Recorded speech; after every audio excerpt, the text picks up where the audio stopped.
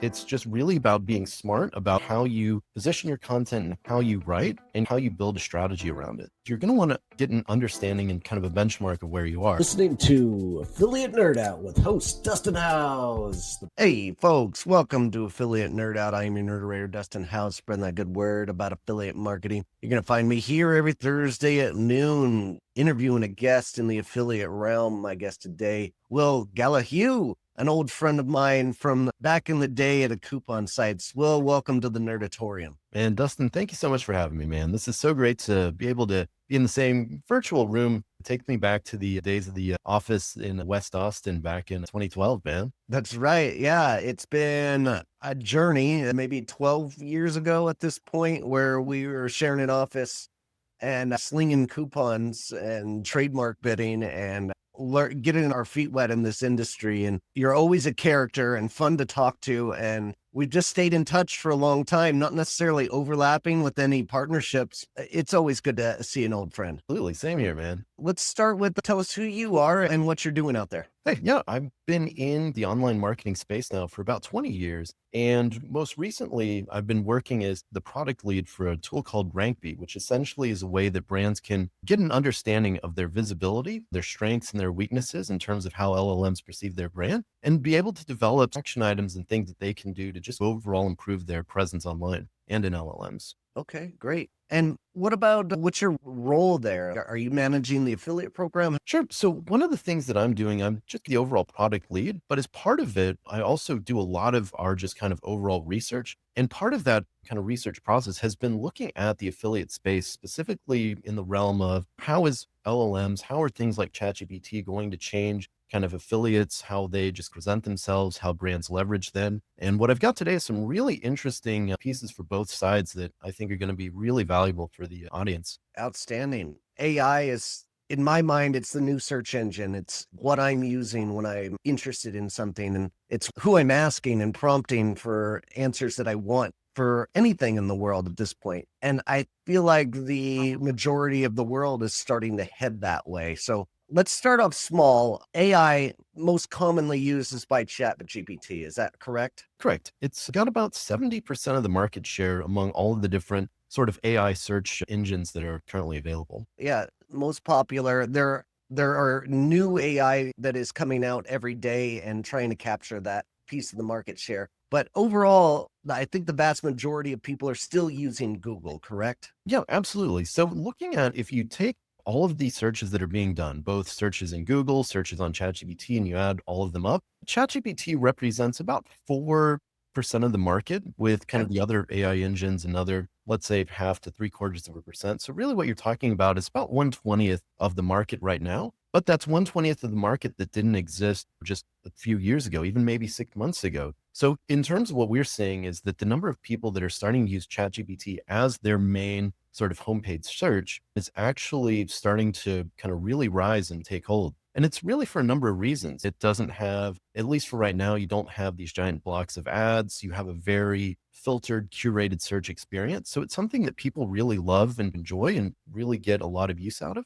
And I think that it's something that we're going to continue to see more and more people shift to it as their just preferred way of finding content. I totally agree. Can you take a step back and tell us what a LLM is? So it's a large language model. It's essentially just a big collection of all the world's data. And essentially what you're doing is querying that data, and kind of a service like ChatGPT essentially looks at it and says, okay, looking at everything that's in this gigantic ecosystem, how, when somebody's querying about something, what can I do to output an answer and leverage all of this data to essentially be able to build smart kind of answers and responses to user queries? And there's a lot that goes on in terms of how these answers get generated. It's a really cool technology and something that has so many different uses in so many different spaces. ChatGPT is just really the tip of the iceberg of how we can start to leverage this technology. Absolutely. I personally use Claude a lot for my ideation in content writing and creations, scripting, even sometimes filling in words and capturing my voice into that.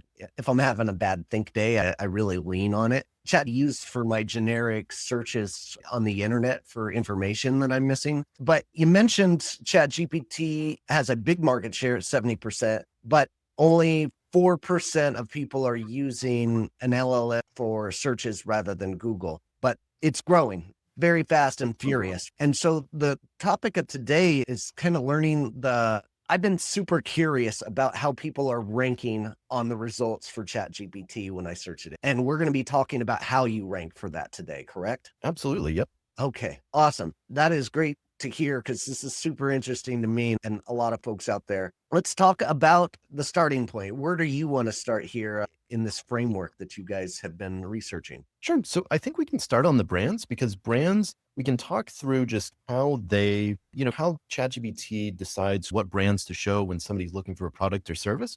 And then we can talk through how affiliates can impact those results and then how affiliates can write better content so that they start to be surfaced in the results as well. Okay, great. Right now, brands are winning on Google. Affiliates are getting punished and pummeled right now out there. Is it the same in ChatGPT? Are they favoring brands in the way that they are on Google? So it's really interesting. It actually comes down to what's out there in kind of the training data ecosystem. So when you Okay. ask about kind of large language models, what we find is that in some areas, a lot of what in Google carries over into the LLM space. Specifically, if you have an OEM, if you've got, let's say, a big product market like smartphones, Apple and Samsung will dominate the results. Whereas if you have a market where it's maybe a little bit more content dependent, where it's maybe businesses that do relationship based selling. For instance, I just published some research on just the IT space where traditionally in big IT sales, you don't have people writing a ton of content. It's just you've got 10 or 15 people on an account. They constantly meet with the client. They're constantly building relationships, but they're not generating content. So LLMs aren't necessarily picking up anything. And it gives opportunities for small brands that are scrappy and Mhm. putting together really good content to actually not only outrank, but absolutely dominate their spaces Cool. in some cases. We found an example, for instance, where for a specific region for IT services, you had small 50-person companies outranking 500,000-person companies. And it wasn't even close. It was like 80 or 90% visibility for searches in their realm. Whereas these big players that are these gigantic top five, 200 to 700,000 employee firms, were at maybe 15, 20%, if they were even above 10% at all. So there's definitely opportunities. It's just really about being smart about how you position your content and how you write and how you build a strategy around it. Okay, great. What is that strategy? What should we be doing as brands or affiliates to start ranking on these LLMs? If you're a brand, the first thing that you're going to want to do is you're going to want to get an understanding and kind of a benchmark of where you are. A tool like ours, or there's others within the market as well, can essentially give you a piece of that to say, okay, looking at your lines of business, how often does your brand come up? How often do your competitors come up? And then what are your kind of overall strengths and weaknesses in terms of how LLMs perceive your brand and Mm. kind of all the aspects around it?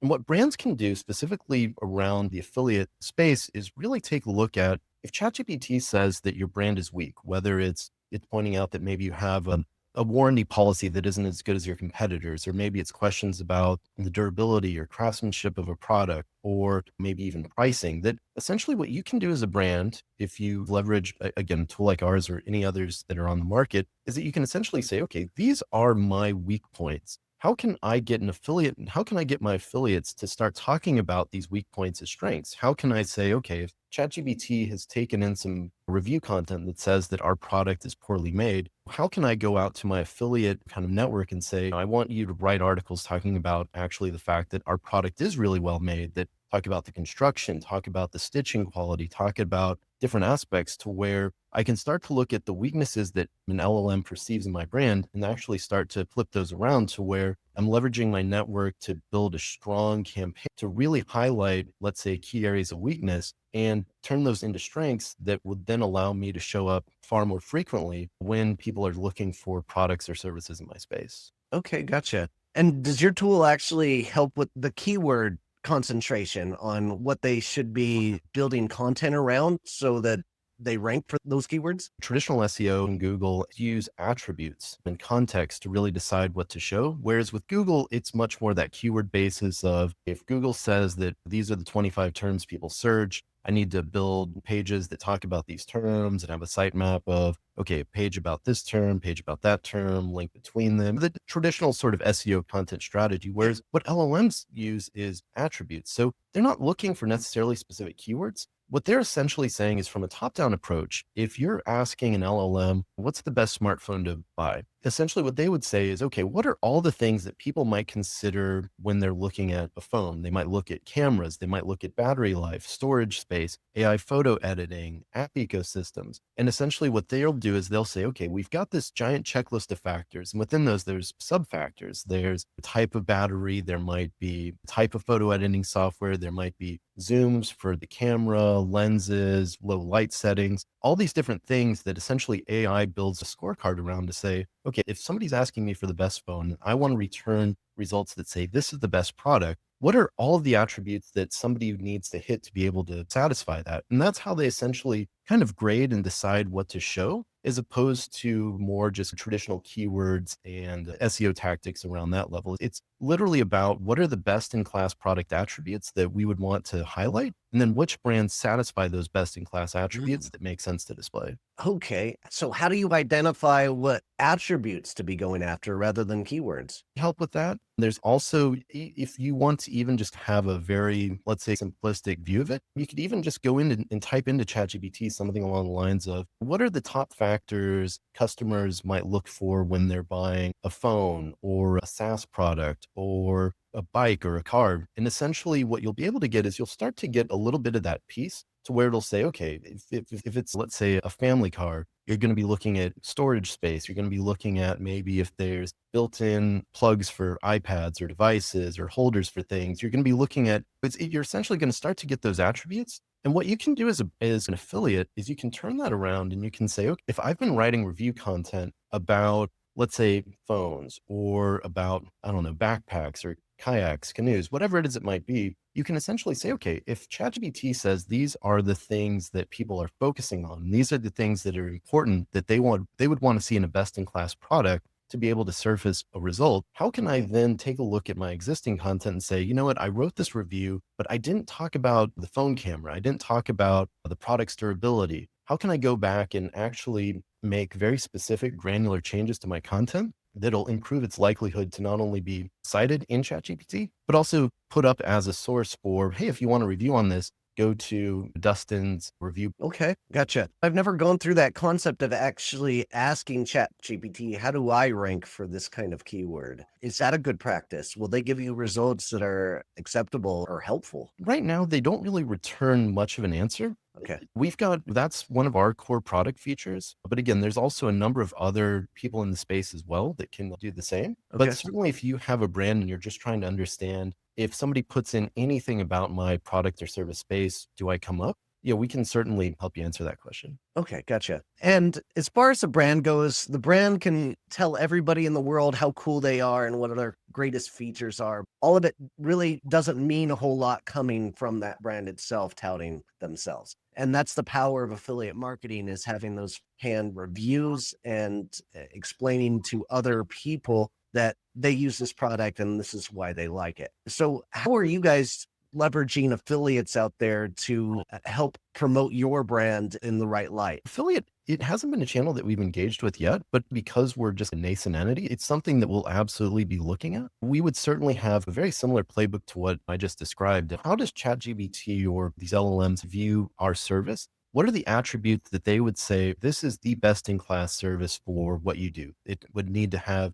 these requirements. It would need to be able to do these things, essentially take that and build content on our own site, then go to our network and say, we want you to talk about these 7 or 8 specific attributes. And maybe we'll do a campaign there. Certain sites where it makes sense to talk about one, we'll have a campaign. Certain sites where it would maybe talk about another, we'll have another campaign. But really just strategically making sure that we're going out there and having content that talks about the best things of our brand and it's done within our network. Gotcha. And with that, I could imagine affiliate managers being able to use your tool to help engage with affiliates themselves and help them curate content that they essentially will rank for either on Google or these LLMs. Is that a great use case for your guys' product? Absolutely, because essentially what you can do is you can essentially say, and this is, I'll get into a real world example. So we had a major phone manufacturer come to us and they said, we want to know when people are looking in ChatGPT and they're putting in questions about our device and our product specs and is our device good? Is it bad? How's the quality of this? How's the quality of that?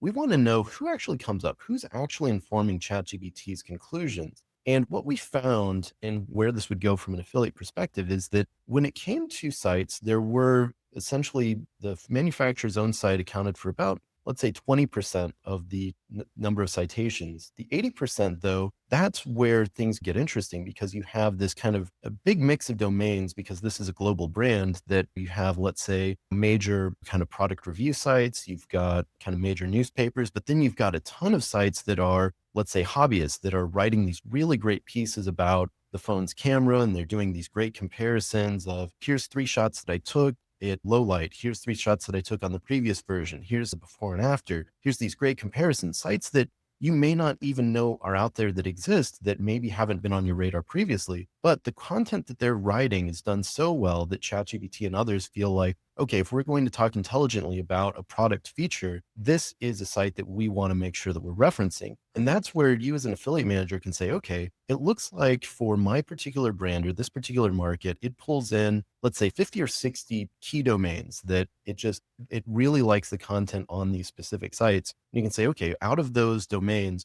which are the ones that make sense to contact? Which are the ones that we're not maybe working with that maybe aren't even on our radar that we can say, okay, this site accounts for 5% of the citations in this product or service space, and nobody's even maybe even doing any affiliate on it. How can we reach out to them and really kind of latch on to the momentum that they have from the quality of their content and Right. really have an engaging and interesting partnership? Okay, great. Super smart. And I could absolutely see utilizing this kind of tool for affiliate management standpoint to help identify and list the kinds of partners that you want to associate with and get in contact with. So that is great. I'm going to take a minute to thank our sponsor here, and our sponsor of the day is Moonpool. If you are into getting traffic for your affiliate program and you want to credit your affiliates more for the traffic they're driving, Moonpool is that Swiss Army knife that is helping affiliate marketing intelligence and helping you get more credit for your program. Super powerful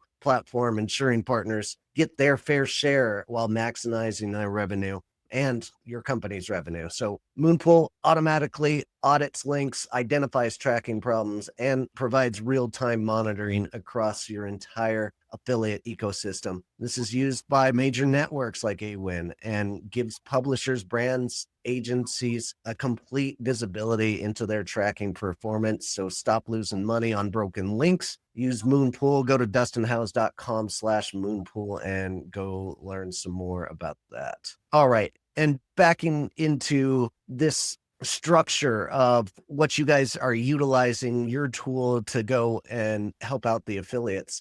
Do you have any great tips for either affiliates out there or affiliate managers of how their reviews should be structured to start ranking for ChatGPT and the like? Yeah, absolutely. We actually found a really interesting framework. Similar to what I had mentioned, we've had a couple of opportunities to work with really large brands that have had kind of the same question as the one I had in the example of what are the sites that are really informing ChatGPT's opinions, that are really informing how we're talked about online. And essentially, what we've done is we took all of these URLs, all these different individual citations, thousands and thousands of them, and we essentially ran them back through and we said, what can you tell us about these specific sites? Why is it that let's say, if there's 10,000 reviews of an iPhone or 100,000 reviews of a PlayStation, why is it that these, let's say, 100 were chosen over anybody else? And what we've been able to do is essentially establish a framework for kind of affiliates and how their content can be structured that will be able to give them a better chance of being in that mix and not just being just a generic review that was just outside of the bubble. So it really comes down to a couple of different core factors. So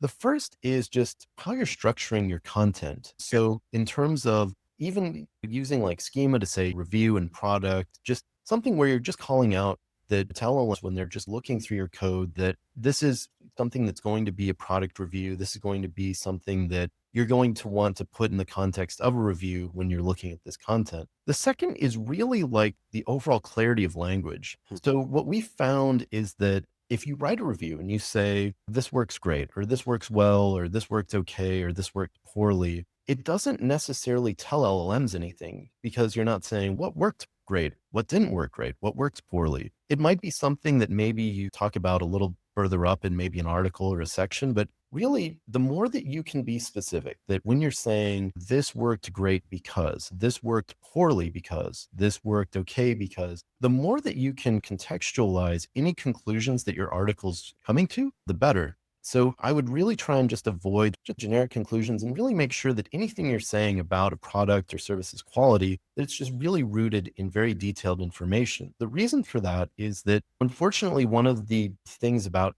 LLMs is that you can now create million page sites in minutes. So I can essentially pull, let's say, a top 100 product list on Amazon or Best Buy or any reseller and say, hey, I want to launch a review blog today. Feed in these 100 product names and say, write product reviews of this, throw it up on a website, put some affiliate code on there and hope that I'm able to get traction. And if your content is just in that same vein of just very generic, very lacking in clarity, you're just not really going to be able to stick out, especially with just the amount of just, I would say, content spam that's going to be popping up as a result of these kind of opportunities. The next is that you also want to make sure that you're giving a balanced review. So what we found was that reviews that were really praise heavy, that just said, this is the greatest product ever. This satisfies all of my needs and then some. I could not ask for a better product or service. That what we found was that those reviews were far less likely to be selected as opposed to reviews that were balanced, reviews Huh? that said, this was great, but I felt that the battery life for this should be so much higher, whereas the batteries were drained in 3 hours and I had to charge and it was this whole thing. That reviews that are balanced, where you're talking about things that are really good about the product and things that you also don't necessarily, things that you necessarily didn't like, that those reviews were really good because it gives a lot of context to ChatGPT and other similar LLMs, because you're putting into context specific characterizations of these different features that allow it to really make some deep and interesting conclusions. The other part of the framework is just comparative. So if you're writing a review and it's being written in isolation and you're just saying, let's say a review of a phone or a backpack or something like that, where you're not necessarily comparing it to other items, we found that reviews that were a little bit more comparative, that would say, previously we reviewed this thing and we feel that this product is really good in these areas. This other thing, when you compare it for this use case, it's maybe not necessarily the best solution. We found that having some comparative content really helped as well, because it establishes not only, I would say, just context, but also a little bit of authority in terms of, this is a way of saying I'm an authority in this because I review products or services of this type frequently. And so the content and kind of context around what I'm saying definitely matters. The other thing as well is that if it's overly, I would say, promotional, I know I talked about this a little bit, but if it's overly, hey, guess what? Like, I was asked to review this by this brand and I'm so happy to do it because I love their products and I think they're great, that essentially, obviously, we would need to, as affiliates, if we're doing anything like that, we certainly have to flag that it's not, that it's a sponsored piece of content. But doing so in a way that was just overly over the top, like, oh, I'm just so excited that I get to review this product. This is so great. I love this brand. What we found was that those pieces of content didn't necessarily have a high uptake in terms of being a citation source. That really what kind of ChatGPT and these other sources are looking for, just these very like down to earth, specific, balanced, clarity Yeah. kind of reviews that really can give an overall complete picture of the product. And as the final note, taking all of this back to the earlier part of the discussion, was that we talked about attributes and we talked about, if ChatGPT is being asked, what's the best this, what's the best that, whether it's a product or service, that essentially you want to try and understand, what are the attributes that ChatGPT is going to grade a product or service on? And then how can I go back and make sure that my reviews are touching on these areas? That if I'm writing a review of a product, that I'm going through these 7 or 8 key factors and I'm going through them in depth and I'm going through them with good context, knowledge, and kind of a fair and balanced approach. That if you start to produce content like that, even if you are a small site, even if you're, let's say, somebody that's been doing this for a month, or maybe somebody that's been doing it for a year, and maybe you just haven't had a lot of traction, maybe organically you're just stuck and there's just all these just websites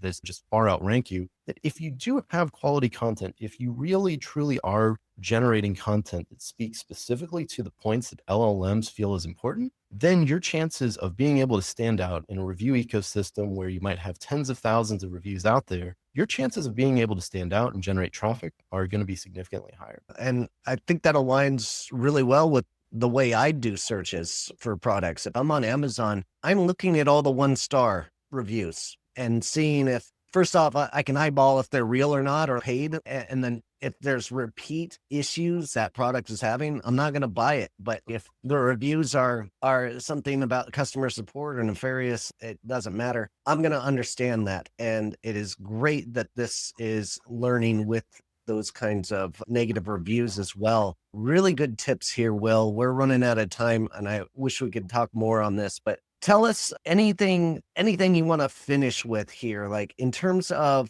like influencers, maybe. I think that was my last question. Can influencers rank for LLMs as well as content sites?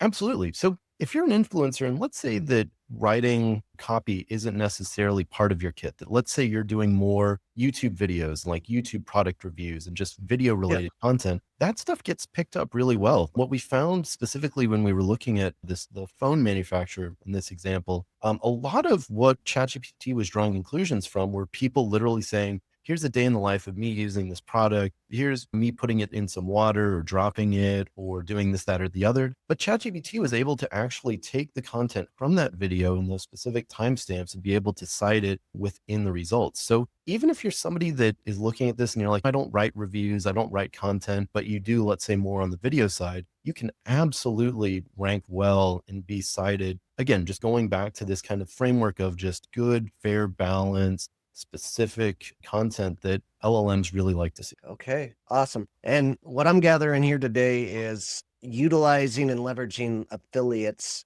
to fill in the gaps that you're missing as a product or brand is a great strategy. And they're going to start ranking on LLMs. It's a growing community and leveraging for everybody's search. It's something everybody should be thinking about in a strategy. Absolutely. Yeah. Cool. Well, thanks so much. How do we get a hold of you? Yeah. Just will at rankbee.ai or follow me on LinkedIn. Awesome. Appreciate your time, buddy. Hey, Good to thanks see so you. much, Dustin. And for those listeners out there, keep on recruiting and we'll see you next time. Take care.